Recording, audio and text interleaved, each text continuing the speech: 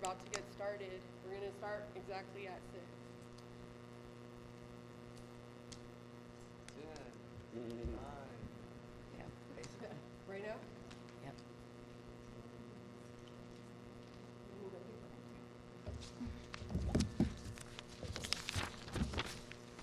Wait, where's that one? Hi, thank you everybody for attending. We're going to start right at 6. We want to get in as many questions to your candidates as possible.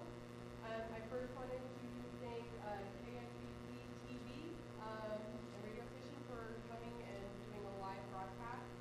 I also would like to thank 100% Travis County for coming out and doing a Zoom. So we have multiple links out there for other citizens that can't watch, and then those will be available at a later time so we can share that with the community as well. I also would like to thank Anderson Museum and our private donor that was able to get us this space. With Many Hands is a nonpartisan nonprofit, and by putting this together, this is something that I've been passionate about for about 20 years, is serving our homeless. But over the years, I've seen that we're really looking at a housing issue and getting affordable housing, and this is becoming a real crisis in our community. So I'm glad to have your candidates for city council here. There are 3 that did not make it. I gave everybody 7 days to respond with answers if they couldn't make it today, so we could read them off. Juan Oropesa did submit his answers. We have Daryl Johnson and Matt Chappelle that canceled today, and they have not received, I did not receive anything from them, just their apologies for not coming. So, thank you very much. We're about to get started. All right.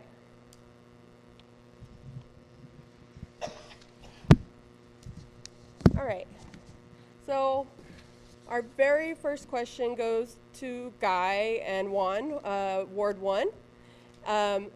What is the best idea for creating more affordable housing in Roswell, and how would you make this happen as a city councilor if elected? I'll tell you to. You just have to project, but speak into it so that the TV can get it. I would tell you to go ahead and read Mr. Oropeza's answer as well. I'm new. I have not served in city councils before. I'm definitely here to learn. I am a fan of citizen activism, though, and I see a couple of you around here today that are and so I'm here to learn from someone who's actually doing this before I step up into a seat where I'd be accountable for giving answers or for making policy.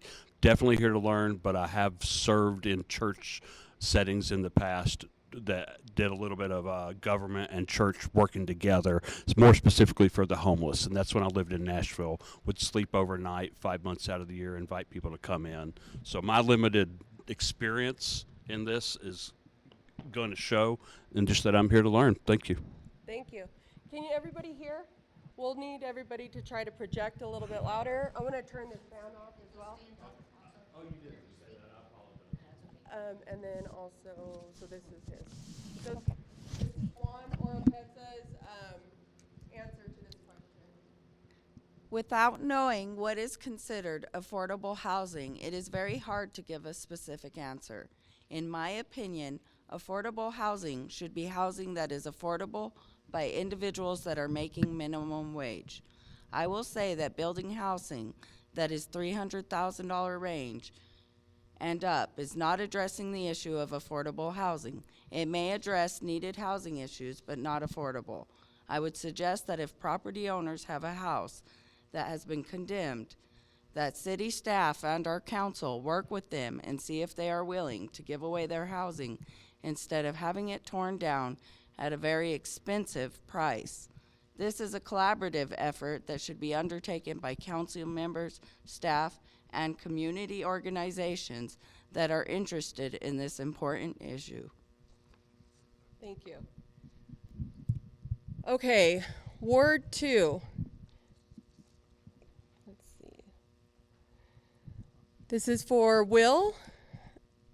let's see.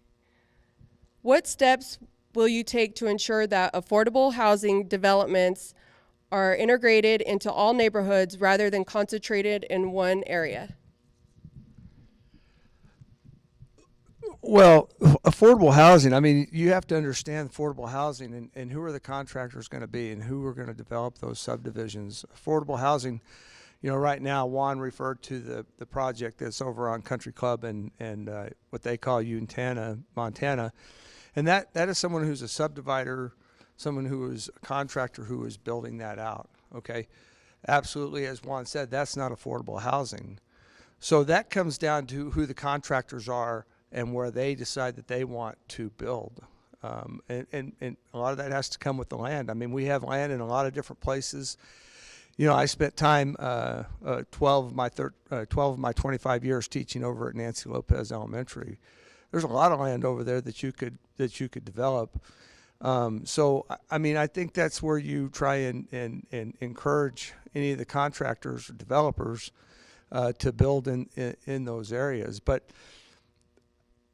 that's part of being a private business. I mean, you can encourage, but you can't fund from a city standpoint. And that turned out to be part of the problem with the MERP project, as they called it, over there on Country Club. I mean, the city of Roswell, local government, county government, we can't fund those deals or give kickbacks as it would have been on that, you know, the way they had set that up, that they were going to get $10,000 back to the homeowner who bought the house. That's not something that we can do as a government entity legally. So I think it all has to do with encouraging our contractors to build out. We've built out a lot of nice apartment complexes in a lot of different areas. So I think that anywhere that we build. We're at time. Oh. But you can. I didn't know we had a time. So anyway, I think that's all for the contractor to make those decisions. But I think they should be encouraged to build anywhere and everywhere here in Roswell and Chaves County. Thank you. Thank you. We're gonna have the questions at the end. Would you like me to repeat the question? Please. What steps will you take to ensure that affordable housing developments are integrated into neighborhoods rather than concentrated in certain areas? So I would kind of agree with Mr. Will. You know, I don't know if it's the government's responsibility to get involved with things like that. Other than encouragement, I would encourage more builders. It's supply and demand. I think we have a lot of things that we can do here. We got 6,300 square miles of land here in Chaves County to do something with, and you know, we just need to get out there. But you know, part of that, I think, is making a better community, and people want to move here, better jobs, things like that. So then we can get more builders instead of just having one or two and they rack the prices up, so people can't barely afford them. And if they do, it's very limited. But yeah, encouragement, and try to work on some other city stuff. Like I said, jobs and different taxes and stuff like that, so we can get better jobs for people so they can afford more houses. But we certainly have plenty of land. So. Thank you. Yep. And as a reminder, there is 90 seconds. If my timer could come sit with me.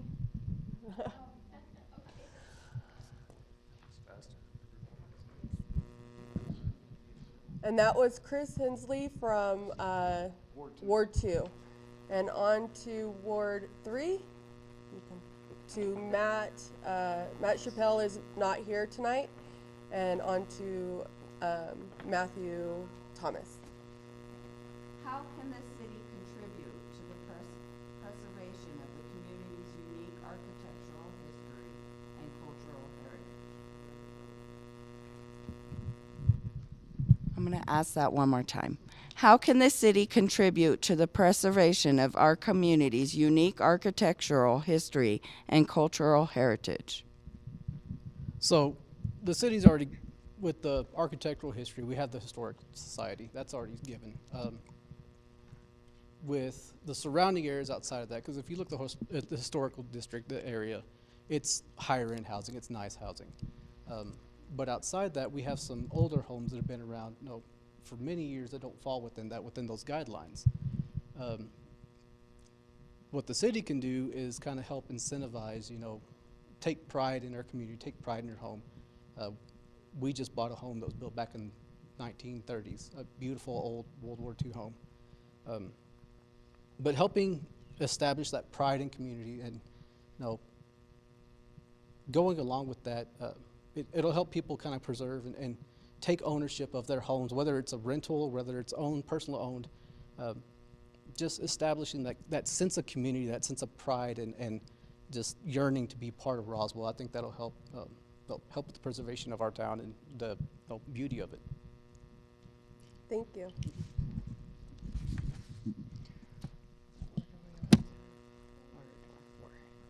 On to Ward 4.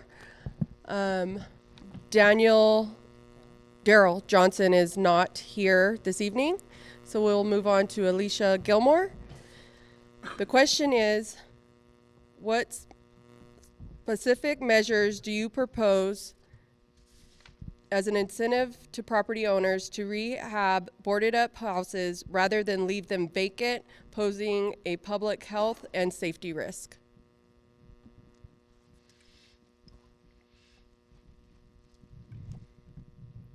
Hello, everyone. First, I wanted to thank you for coming tonight, and I wanted to thank the Housing Crisis Forum Group for hosting tonight because the housing crisis is a serious problem that needs to be addressed. So for this question, I would say that tax breaks and rebates are a great way to incentivize buyers, contractors, even people who work on homes, such as myself. I'm an exterminator. I have to go in and do a termite job. And if I could give them a lower price, maybe I could get a tax break for that. So I think that type of thing will help to bring more affordable housing to the area. Thank you. Would you like me to repeat the question, Mr. Green? Yes, please. Okay, we have Joe Green from Ward 4. What specific measures do you propose to incentive property owners to rehab boarded up houses rather than leave them vacant, posing a tremendous public health and safety risk? Thank you again for having me here with many hands, and thank you, Geneva, for inviting us, and thank you for all you do for the community. And God's really put this on your heart, I can tell. I just want to thank everybody here in the audience also as well for coming, and thank you just for having me. What I would do is to incentivize affordable permits, building permits, to extend that permit. I guess it's going to end out here in May of 2024. So I would like to see that extended for the remodelers so that they can provide incentives to get their house built, and sometimes it's not repairable, so it's in disrepair. So a lot of times they need incentives to clean it up, to tear it down, or to provide that, keep it from being boarded up, is to get in there and remodel it. So I would like to see, waste management provide free dumping for them, as long as it's during their project, during their time of remodeling that home. So, but the boarded up houses is an issue, and because those can be taken down, and you can have squatters in there, or just certain people, and that can cause a fire or something throughout the structure during cold weather and stuff. So yeah, I agree that we need to offer some incentives to these remodelers so they can get the job done right. Thank you. Okay, the next question is for Ward 5, Barry Foster. What specific measures do you propose to address the issue of homelessness in our community, particularly for those in the disadvantaged areas? We're jumping over? Okay. Could you go ahead and repeat that? I was trying to find it on here. Sure. What specific measures do you propose to address the issues of homelessness in our community, particularly for those in disadvantaged areas?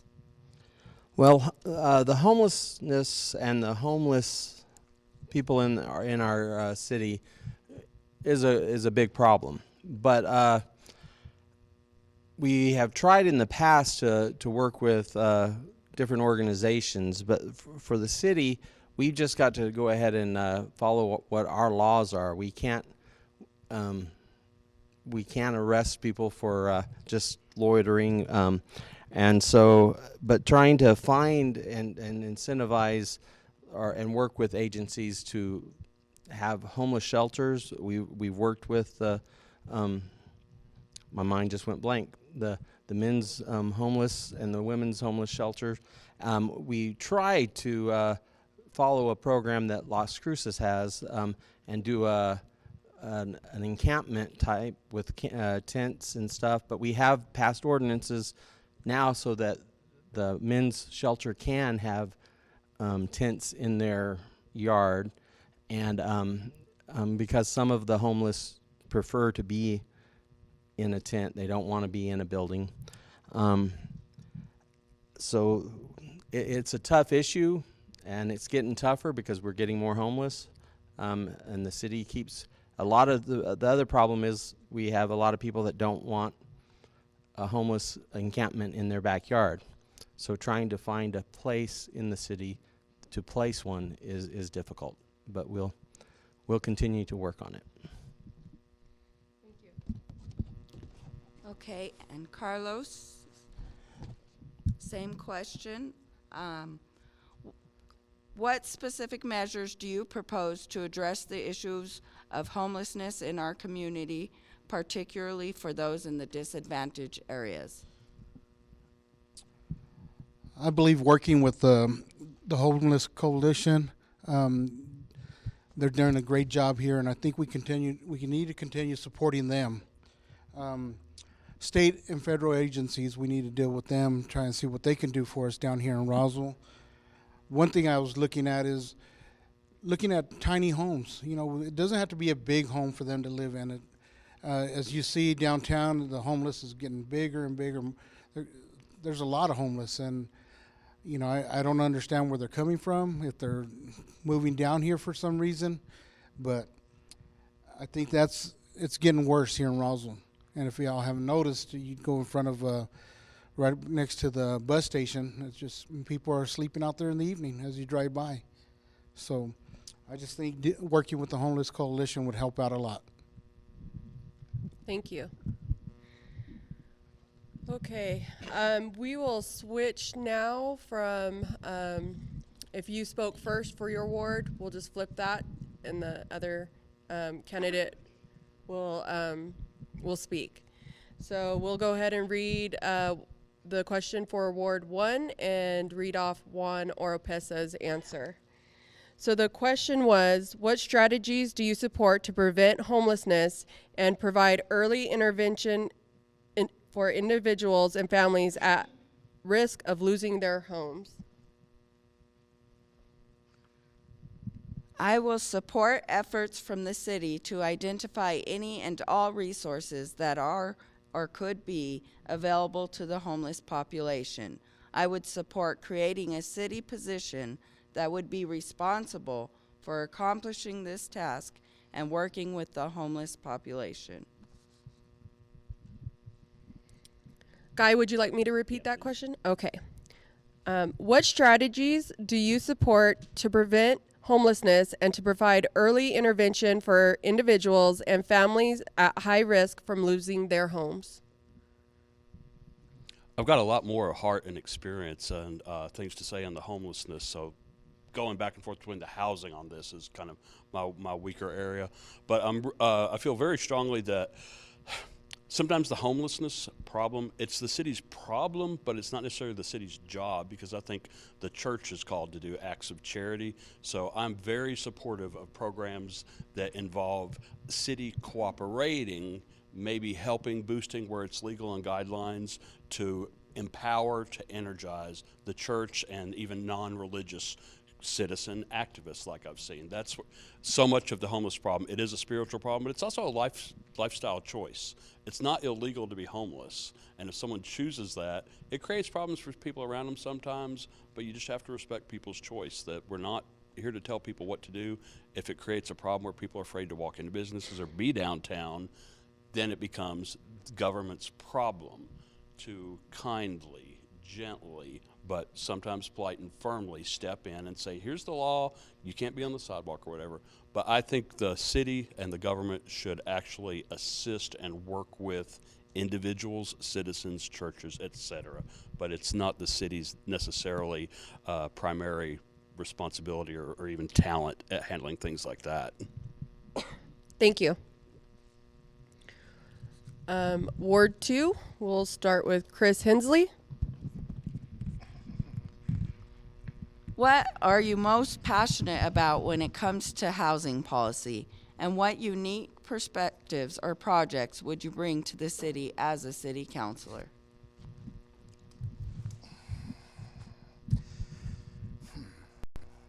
I can tell you one reason why they come here and why it's buildings, because of the best weather in the United States.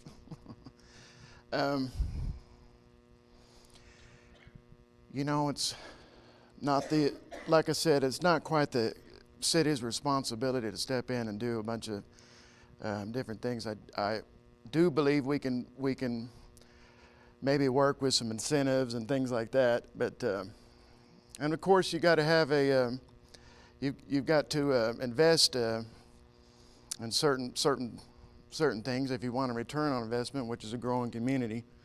But there are problems here. You know, people go downtown. People get scared. My wife has to have a security guard walk her out at night. That's unacceptable. So there are you know, certainly I'm compassionate, but you know, we do need to work and find out what we need to do to make things that are more comfortable for all the other citizens here, not just, you know, that specific group, because, you know, certainly they matter, but guess what? My wife and children matter too, and so do all of y'all's families. So we just got to work together and certainly support y'all and encourage y'all and everything that they do with the coalition. So.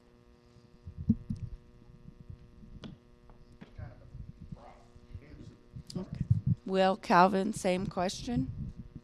Would you repeat that question Yes, for sir. me?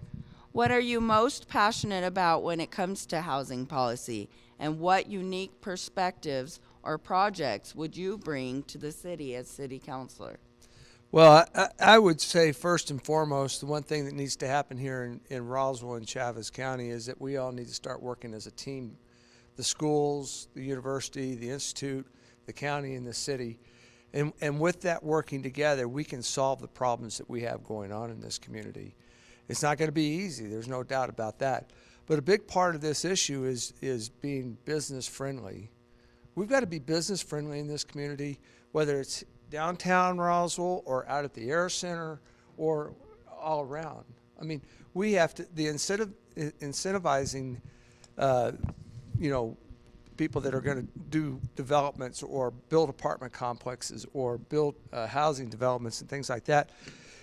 Going to the planning and zoning, whether it's for the county or for the city, you can't walk in there and all of a sudden you walk out of there shaking your head going, my God, this is ridiculous. I mean, the Ashley Furniture Store, the city of Roswell forced them to put in a bus stop out in front so that they could get their building permits to do all the stuff they're doing.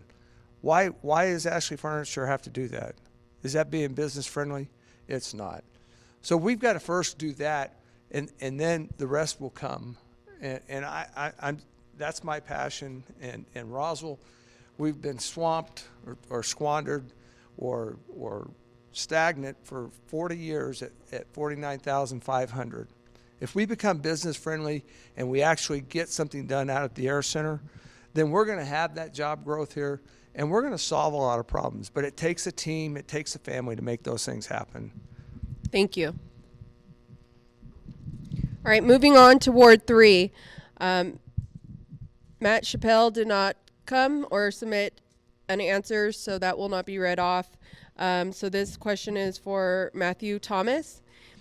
That question is, if you were to receive $1 million in grant money to use for the city in any way, what would you want?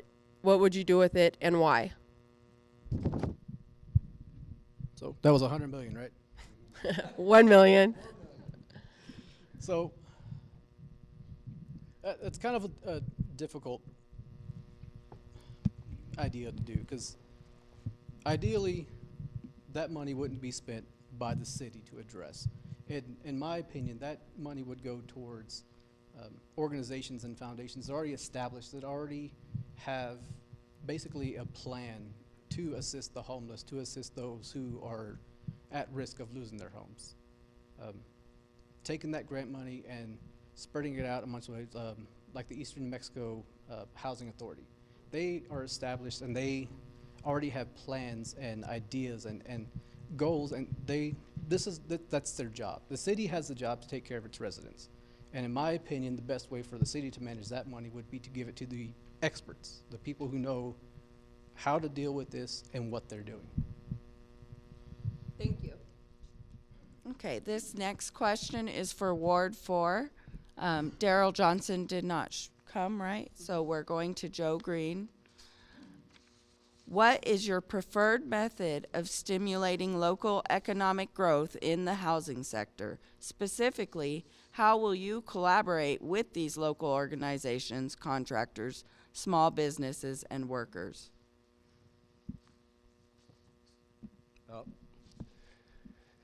That's how would I collaborate economically? Well, to me, more affordable housing means more job opportunities for our local community here. So if we can work with these local contractors, these homeowners, these people that rent out their houses, and make it more opportunistic for them to create these jobs, to get things built here, and that would stimulate our economy. So if we have more affordable housing, that would stimulate our economy and create more job opportunities here. And that's just how everything works. You know, you get this money here and you build something up and you make it affordable, and people can say, hey, I can work with this. So we can carry on this economic downfall that can happen here. So thank you. Thank you. Okay, Alicia Green, same question. Alicia Gilmore, sorry. Excuse me. What is your preferred method of stimulating local economic growth in the housing sector? Specifically, how will you collaborate with local organizations, contractors, small businesses, and workers? Thank you. That's a great question. So I believe that providing financial assistance to buyers will help with economic growth. It'll help buyers get into homes, and it'll help, we could get contractors those tax breaks. That way we can stimulate the economy. Another thing we could do is we can work on rezoning for multifamily housing in all areas of Roswell. Another thing is, I'm a real estate agent, and I get a lot of people looking for a lot to put a mobile home, and we're not zoned for that. There is hardly any place to put a mobile home in Roswell unless you go to, one of the designated mobile home places. But we have lots of land here. We should have more places to put affordable housing, including mobile homes. So, I think that if we can rezone, if we can give assistance to buyers and contractors, that will stimulate the economy and help it with economic growth. Thank you. Down to Ward 5. Okay, we're going to start with Carlos. What specific measures do you propose to address the issue of homelessness in our community? Wait, did I already do that one? I already did that one. All right. HUD vouchers are going unused because of the lack of participants from property owners. How could the city encourage more private landlords and apartments to participate in the housing program?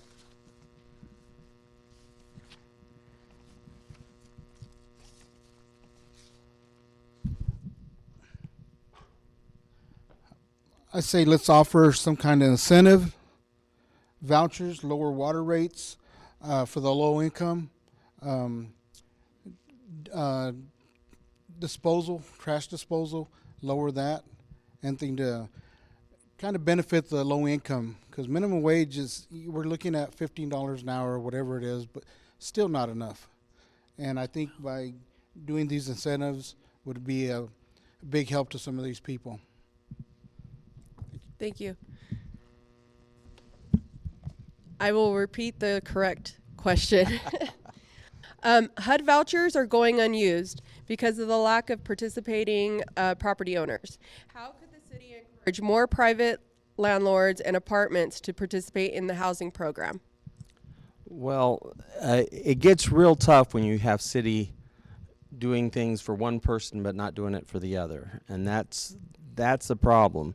But we can encourage by, first of all, letting it be known out there, and actually encouraging by, we have a great information system that we could and educate our homeowners. But there's a lot of, when you're dealing with the city, there's a lot of things that you can do and a lot of things you can't. But when I tell homeowner A that we're going to have a lower water rate than homeowner B, that's hard to do. But we can let people know that there is the crisis. We can help with getting out there and letting people know if there are homes. But we can and also encourage, and we have encouraged, because we have dropped our permits to $1, so that you can not redecorate, but revitalize your home. And some of the homes that are in poor shape, you can get them up to a certain standard so they could be HUD available. But other than that, it's really hard for the city to turn around and charge different rates for the same service. It's just pretty hard. Thank you. Thank you.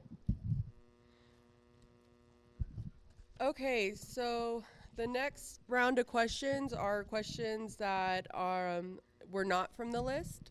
So this will also prepare you for any questions from the audience. So Ward 1, what measures will you take to protect tenants' rights and prevent unjust evictions, particularly for the low-income individuals and families?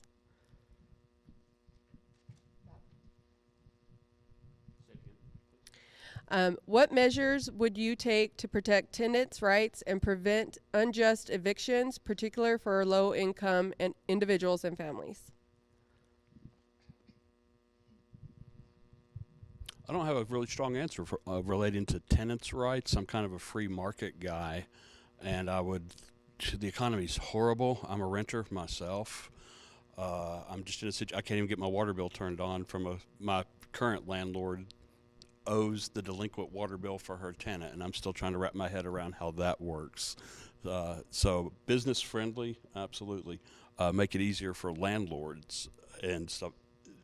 When they screen their people, you make an agreement to pay this amount of rent. If something comes up, whether you got to buy, beg, borrow, or steal, you sign up for a bill, whether it's a water bill or your rent.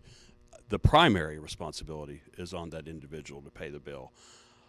I'm all for charity. I just don't think it has to be a city line item budget. I've already said what I feel. Churches, individuals.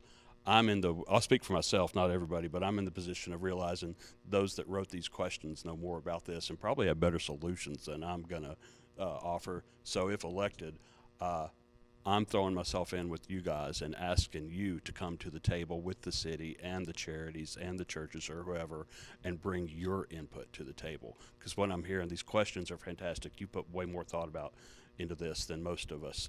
I'm sorry, I'll speak for myself than I have here. I'm running on different things. I'm excited to learn about this stuff, though. Thanks, Geneva. Thank you. Okay, the next question is for Ward 2. Will, Calvin, we'll start with you. How will you, what? Put the L in its cabin. Calvin. Yeah, please take that L out. Okay, Yeah, we will. it's We will okay. take the L out. Will Cavan, how will you prioritize the allocation federal and state funds to support affordable housing initiatives and homelessness prevention? Well, and that's a great question. And the thing is that with those federal and state dollars, you know, the one thing that's local government, whether it's a city, county, you know, you find those entities that are going to do a great job of implementing those funds. We're the physical agent for those things, but we have to find the right people that are going to run the right organizations and that are going to implement those funds. And I mean, and that's really a big part of this still. And that takes me back to me talking about team and family. Okay, you got to have the right people who have the right passion and want to do the right things for this community. And so you get those grants, you get those funds, and then you find the right people to implement them. Okay, the city of Roswell, Chaves County, you know, those funds come in. We're the physical agents for them. Well, we got to find the right people to implement them and do the right things and take care of our folks. Thank you. Thank you. Okay, now we'll do it for Chris Henley. How will you prioritize? Yeah, Hensley. There is an L. It naturally just left itself out. How will you prioritize the allocation of federal and state funds to support affordable housing initiatives and homelessness prevention? Listen to the experts. Listen to the experts. You know, I not trying to piggyback, but you know, obviously this is not my strong suit. I have a vision for what needs to happen with the city, and we need to grow. We need to grow, and we need to grow. But we need to first, you know, when we get the money and stuff like that, yeah, long story short, yeah, listen to the experts and pull different people in and do the best we can. But also, listen. Just listen. Thank you. Thank you. All right, Ward 3. Matt Chappelle did not come, so we will move on to Matthew Thomas. Let's see, which is... How will you collaborate with local organizations and nonprofit to ensure effective coordination and delivery of services to the homeless individuals and families?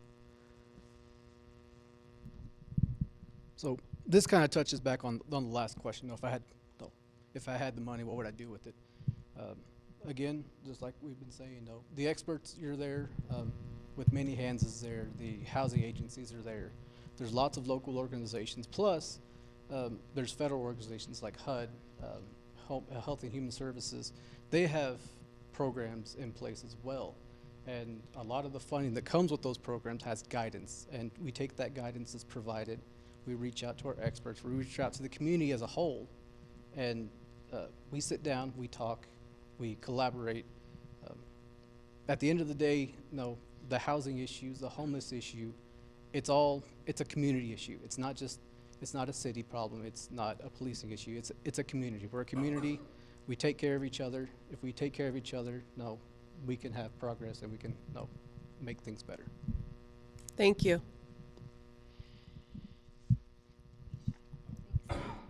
Okay, this one is for Ward 4. We're going to start with Alicia Gilmore.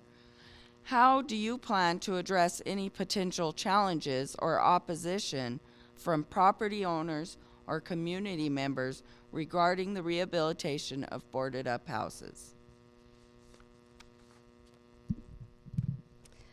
You know, opposition is always going to be a problem. We can't make everybody happy.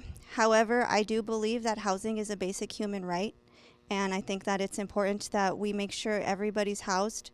Affordable housing, I think, should be based on 20% of your income. And, you know, if you make $0, you should still be housed. So, you know, I really, truly believe that we just need to keep working at this. And if somebody opposes, we just need to keep pushing because this can affect anybody. You know, this truly, it could be mental health related. It could be addiction related. It could be just a mother who lost their job and doesn't have anybody to help them. It could affect anybody. So that's why we need to address this issue before it gets out of hand, which, in my opinion, it already is. Thank you. Okay, now Joe Green, would you like me to repeat that? Yes, please. How do you plan to address any potential challenges or oppositions from property owners or community members regarding the rehabilitation of boarded-up houses. Okay, so you're always going to be opposed, and you're always going to have people trying to put their foot in on what you're trying to do and stuff. You're trying to help out the community. We need to reach out to all our resources available. That we are here for each other. We're not trying to, strife an individual from being homeless. So we're trying to build this house, make it affordable for them to live in. So each and every individual has a right so that they can have affordable housing, but at the same time, they have to be responsible. And I believe that any opposition that comes with that, we can work around it. And as a city, as a community, we can come together and figure out a solution on what we need to do about, erecting a boarded up house and making it livable again for that community. Because it also would brighten up that community a little bit better and also be more eye-catching for the community, making it real nice for people to live in. Thank you. Thank you. All right, we're moving to our last ward, Ward 5, and we'll start with Barry. What policies or initiatives do you believe are necessary to streamline the permitting and approval process for rehabbing boarded-up homes while maintaining the safety standards? Streamlining. Well, we are working real diligently to get a one-stop shop as far as our permitting process. And now we've got it to the point where with the $1 for permits, it should help it. It sure seems like the questions you're asking them, I have some great ideas. One of the things, though, but I get these. You get You got 90 seconds. I've got 90 seconds. One of the things that I've often thought, the homes that are boarded up, they're not receiving services. They're not receiving trash or sewer or water, but those services are being, that infrastructure is there for those homes. I've often thought that we needed to charge for the infrastructure for those homes some fee, maybe not the actual fee to be hooked up, but because we have sewer and water ready to be, it causes that property to have value, and maybe it staying empty, eventually the homeowner would, or the property owner would want to sell it to a developer or sell it to somebody rather than let it just stay empty. Even with a vacant lot, the same thing. Selling it to a developer who will put a house on it is a lot better for the community. Roswell has a ton of infrastructure that's not getting paid for because we have we had 70,000 people here in the 60s, and now we have less, and we have the same infrastructure. Actually, we have more infrastructure. Thank you. Carlos, okay. What policies or initiatives do you believe are necessary to streamline the permitting and approval process for rehabbing boarded-up homes while maintaining the safety standards? Well, safety is always going to be a big concern. So, just that was, I think just by doing something with these boarded up homes, either we need to tear them down because it is a safety. People are going in there during the winter, they're lighting fires to keep warm, and it causes a fire. I just think it's a big safety issue.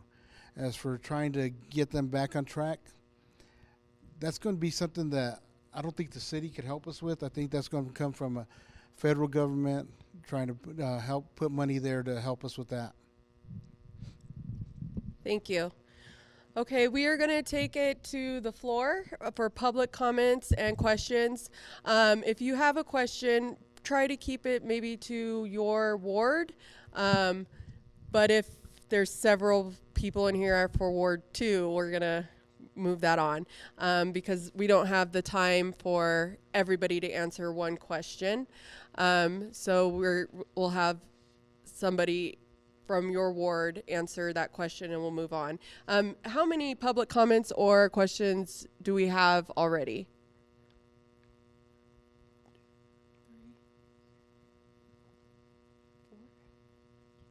Okay. I also would like to thank my team with Many Hands and my volunteers. I couldn't have pulled this off by myself, and I didn't thank everybody. If it wasn't for Nicole with Many Hands, would not be here. So thank you, Nicole. She's been my partner, and I really appreciate working with this organization and trying to come up and bounce ideas off with other organizations.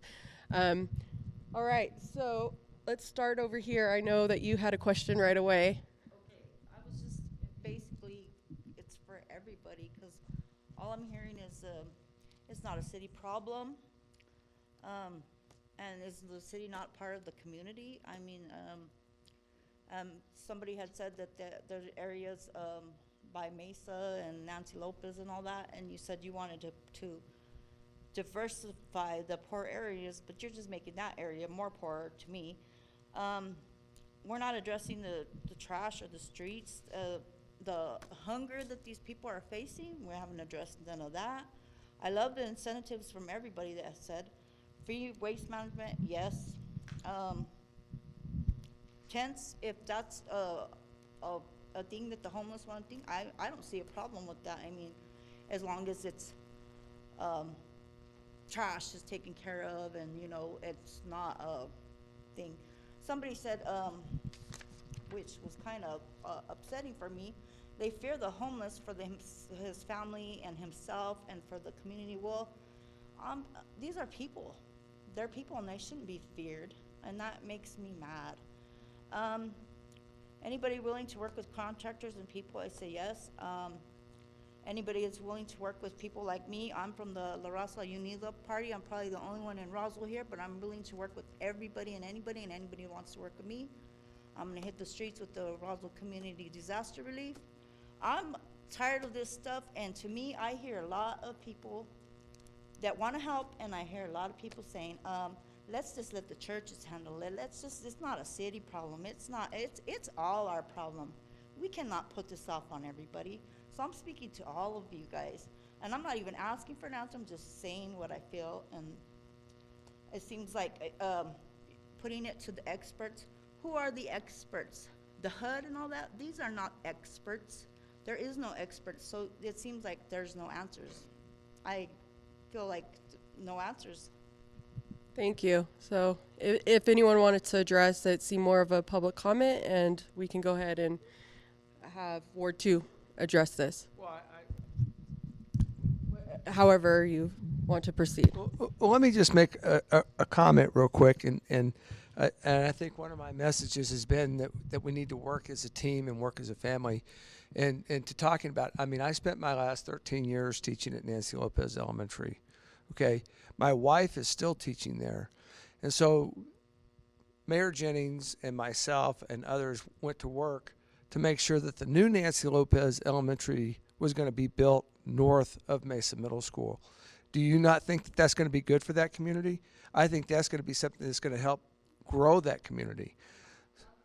I know your question was in general, okay, but what I'm saying is that if we all work as a team and we work like a family with all the organizations and with all the government entities, then it's going to make a difference for this community.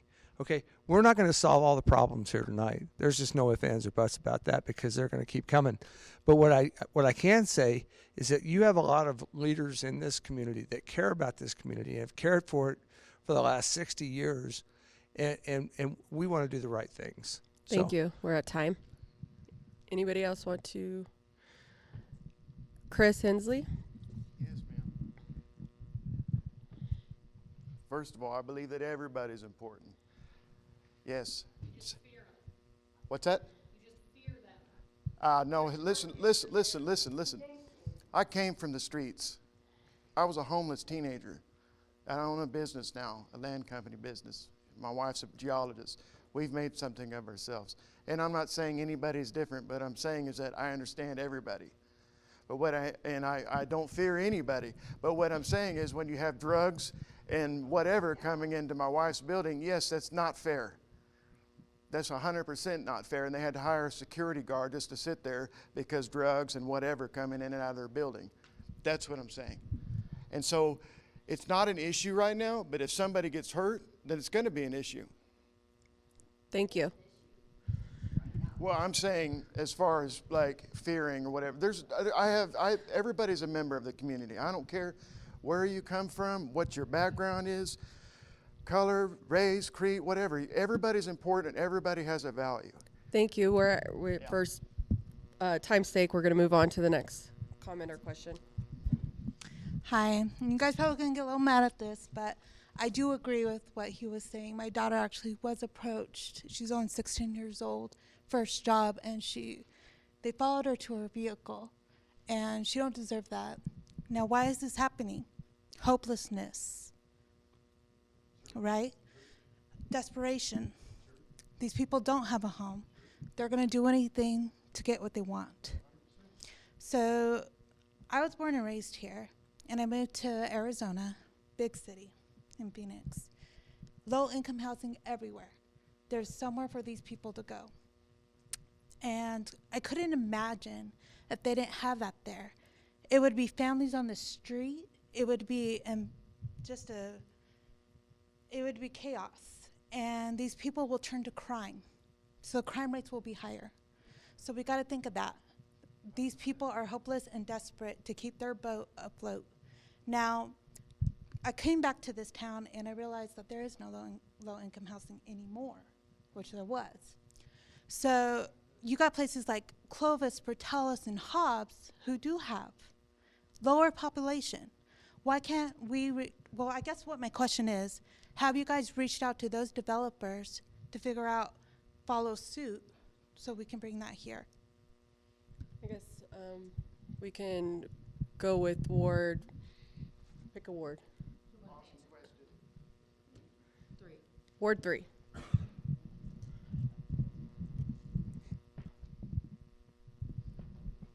So that was a great question.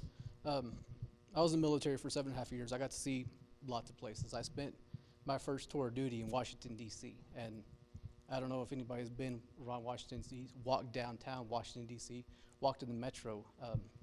It's kind of depressing. They have a homeless issue there. Of course, it's a bigger city, it's metropolis. They have other issues too. But here in Roswell, you're right, we don't have a lot of low income or low income, high density housing, low income apartments, stuff like that. We don't have a lot of that. So based off some statistical data, more than 20% of Roswell is below the poverty line. The national average is like 12.4%. That's roughly 9,500 people in Roswell who are below the poverty line. That's people who are at risk for losing their home. That's people who are currently homeless. We need to look towards programs that help incentivize developers. The city should look at all the city property. The city owns a lot of property around town.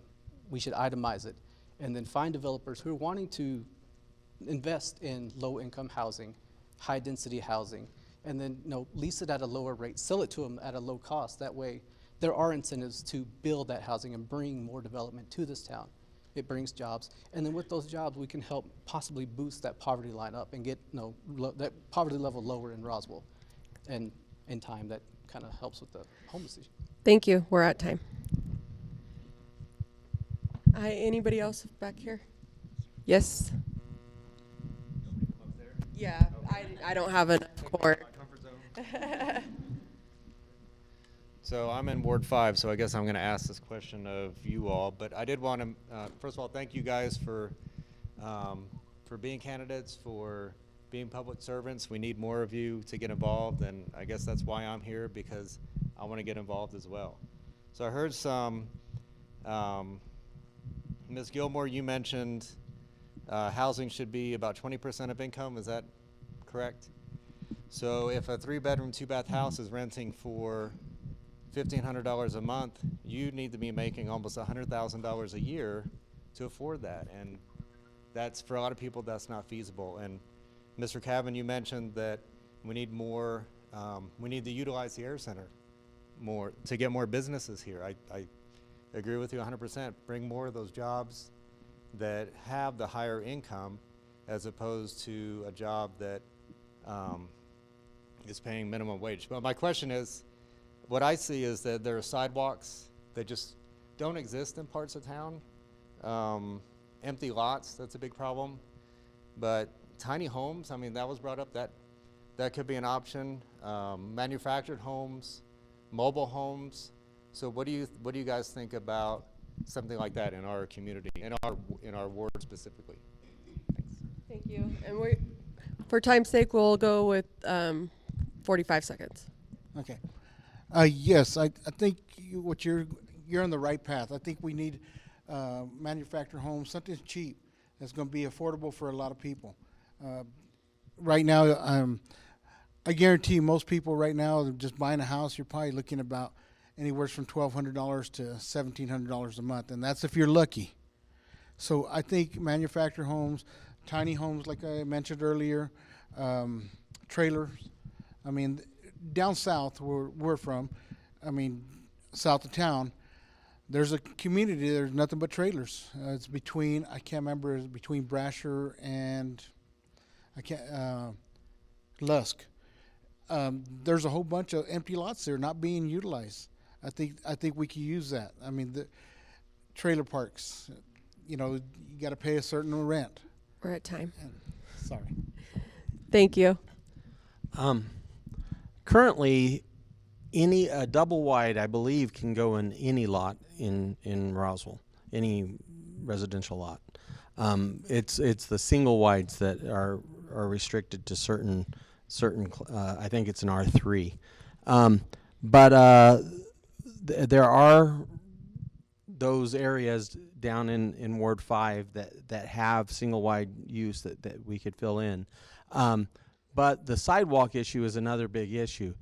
We've been pushing, the city has been pushing to get sidewalks to, all sidewalks, easy way to access to schools. And so, but one of the things in the MERP deal that was thrown out that I forced to stay in was that the developer could get money back for the sidewalks, because down south, sidewalks was about the only thing that they were going to actually have to put in because we had the infrastructure in. Thank you. We're at time. Got another question? I'm going to alley-oop off of my friend in the plaid. It's no...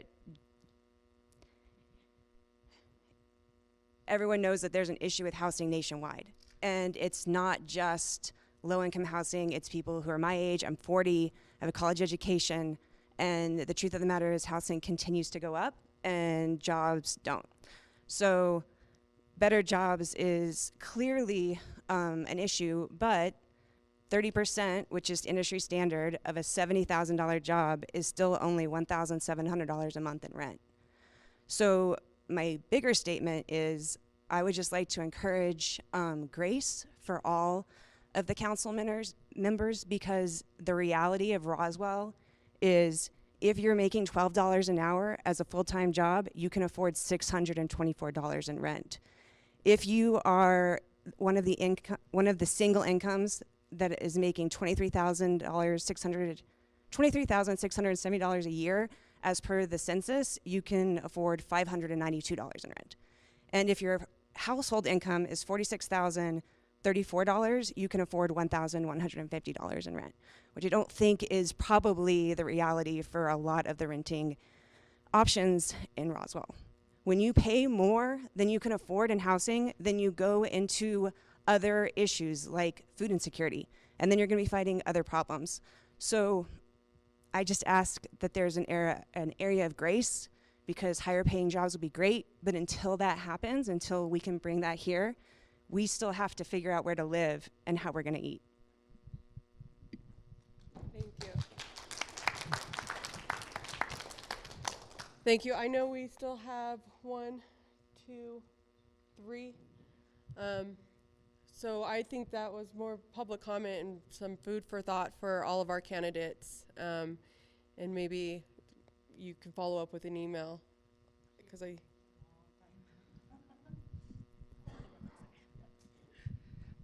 Hello, candidates. I would like to put this out there that every middle income person, as was stated previously, we are all about a $400 unexpected expense away from being homeless, from being the people you fear that are going to hurt your wife in the back alley, that you had to hire a security guard to prevent from hurting people. There are people in our community who are at risk right now of losing their homes, who have full-time jobs, who have a husband or a wife who have a full-time job. We are not people to be feared. We are the people who should vote you in. And my question to you, for the folks, I'm not done speaking, sir. For those of us who are voting for you, you don't understand how the homeless situation is happening or becoming worse. Why on earth should we vote for you if you don't understand our lives and how we live and what problems we are facing? Thank you. Yes. I don't fear anybody. The building hired a security guard. I did it. Okay. Okay? That's The building fine. did because, yeah, my wife and the coworkers were afraid. Why don't you own your talk? That's Walk it. your talk, walk your talk. You said it, I wrote it as you said it. Okay. All right. Let's see. Misunderstanding me. The I guarantee it. whole room did? And thanks for judging me. Okay, we still need a question for Ward 4 and a question for Ward 1. Ward 4 or Ward 1 can answer it. Okay. That's fine. This question can be answered by Ward 4 or Ward 1. At least 3 of you said that you want to build a team, bring people in, reach out to contractors, to other organizations. And 5 of you will at least have to follow up on those obligations, to follow up on those ideas. My question is, what does it mean to actually build that team? Because if you get into office and then you have an open job posting on our government website for your term for those year or 2 years, that doesn't do anything. If you're saying, oh, well, we're looking, but no one's answering, that doesn't do anything. It doesn't help. It's not a solution, but also discrediting lifelong Roswellians, people who have lived here their whole lives, people who have moved here for opportunity, people who are in those situations where they're just one bad accident, one bad car wreck, one bad paycheck from becoming homeless.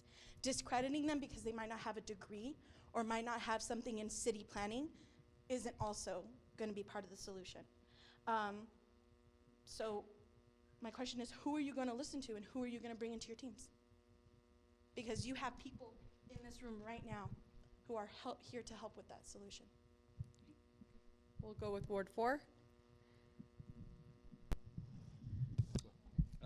You want me to go first? All right. Well, you're absolutely right. We need a team. And how are we going to do that?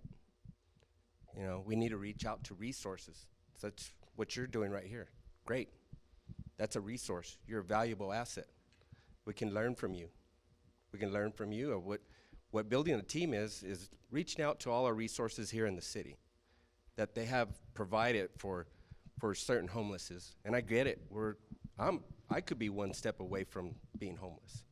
So it's a hard issue. We got to get out there and accumulate all our resources together to find a way to prevent people from becoming homeless. So, and it is a crisis here.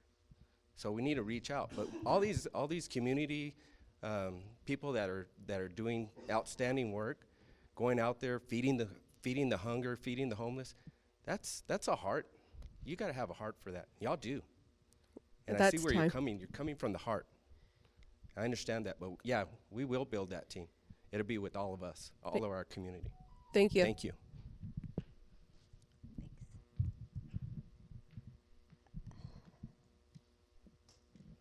That's a great question, Silence. Thank you. I do agree that there needs to be, a team of people. I would like to see a system with resources such as mental health addiction treatment, job training, childcare. This will all help people stay housed.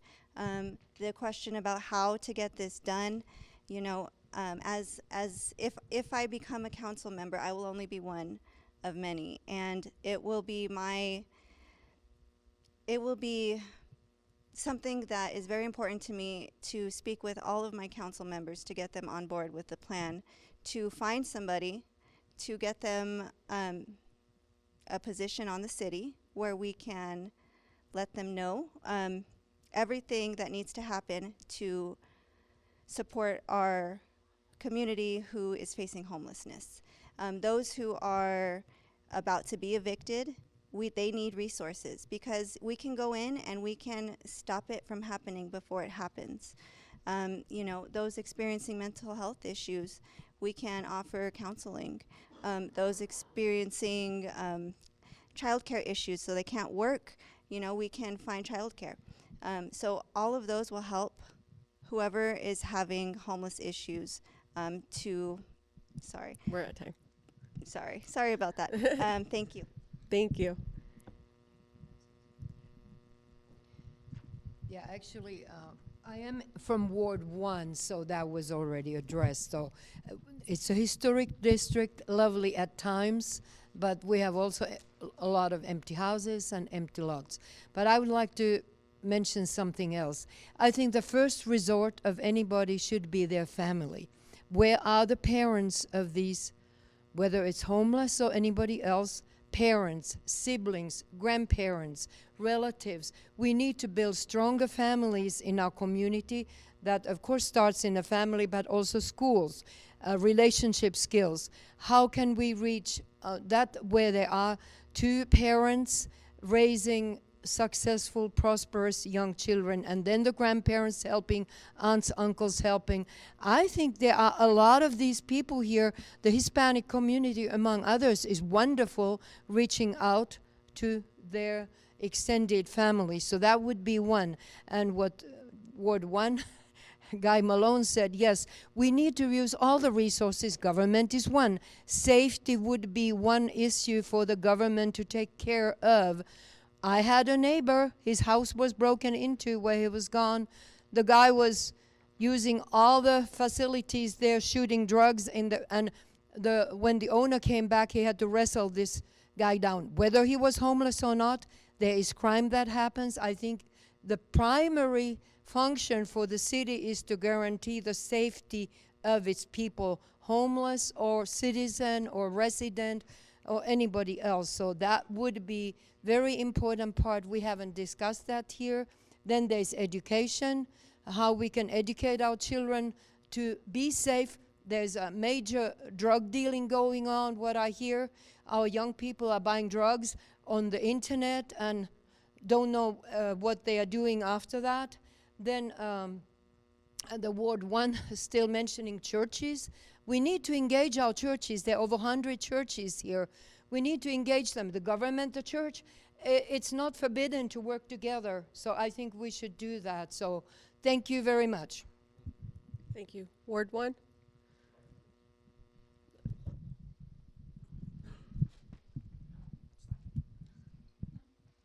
And then after that, we'll probably take just one more. Oh, wait. Thanks. And I did, as you noted, mentioned earlier, part of the community I would bring in is you guys who are already doing it and who are the experts. I agree with you there, Carter. The nuclear family really is the best solution. The crumble of the nuclear family is why we're in this situation. While I agree with you, we're talking about an age past. The nuclear family is a privilege and almost a mythical miracle that people who are in high school or in their 20s today, they just don't have access to that resource. So it has got to be dealt with from the community level. It's a nationwide problem. We know that the price of housing has done this since 1971. While the wages have gone here, you could buy a house in 1971 with 2 to 3 years working man's salary. Now it's a minimum of 7. So these aren't problems we can solve at the local level, other than the community working together, like I said. But the government cannot be heavy-handed and say, here's what we're going to do. I can't think of any program ever in the world, in the history of politics, that was taken out of private hands and then was actually improved when the government took it over. It has to be the people, it has to be the community, and your city leaders have to be willing to hear from you, guymalone@gmail.com. Thank you. Okay, so I'm not going to put any of y'all on the spot. This is not something you're going to answer. This is more a plea. No matter what, 5 out of the 11 of you candidates up here will sit on the city council. What is happening is that these are grassroots organizations that are trying to come in and fix problems that are bigger than them, bigger than our community. There's no communication between the government and the grassroots. So we're scrambling, we're trying to find answers. SB 381 was passed, legislation back in March. That's like $37 million to address housing. There's been money that has come down to this community and gone into the city offices, but it's never brought out to the Homeless Coalition or to any of the other grassroots organizations that there is money available from the state or from the feds to be able to address some of these issues that we have. We have to address these issues. So my plea to you, whichever 5 of you guys get elected to the council, when that money comes and sits in front of your desk and is put in your box at City Hall and you're made aware that this funds are available, reach out to these grassroots organizations and let them know, because we don't know this is out there unless we start searching really hard and we don't all hit the right areas at the right time. Thank you.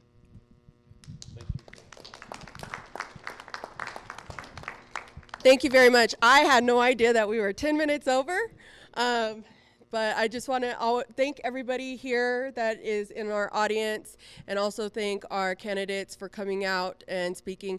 We do have the facility for another 20 minutes, so if your candidates would like to stay after to talk to any of their constituents, they are welcome to. We have it till 7:30, but thank you very much.